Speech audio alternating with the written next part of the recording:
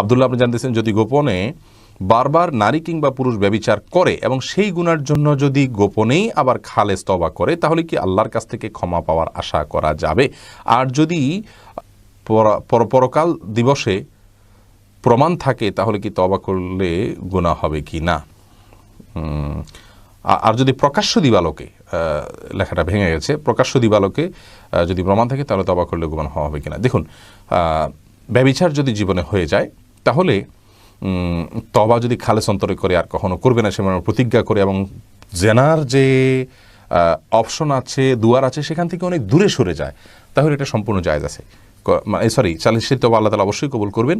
এবং প্রকাশ্যে দিবালোকে তওবা করুক আর গোপনে তওবা করুক, সব তওবাই আল্লাহর কাছে ক্ষমা চাইলে আল্লাহ তাআলা মাফ করবেন। এমন না যে আপনার প্রকাশ্যে করলে মাফ হবে না, গোপনে করলে মাফ হবে, বরং তওবা যদি করার মতো করেন, তওবা শব্দের অর্থ কিন্তু ফিরে আসা। তার মানে আপনি আপনার অবস্থান পরিবর্তন করেছেন, আপনি আর কখনো এই পথে যাবেন না সে মর্মে প্রতিজ্ঞা করেছেন, যেটা হয়েছে তার জন্য লজ্জিত হয়েছেন, এবং গুনাহ হতে পারে সেরকম সমাজ এবং পরিবেশ থেকে নিজেকে সরিয়ে নিয়েছেন। এটাই তওবা। এরকম তওবা যদি আপনি করতে পারেন, আল্লাহ তাআলা সব ধরনের গুনাহই মাফ করবেন, প্রকাশ্য অপ্রকাশ্য।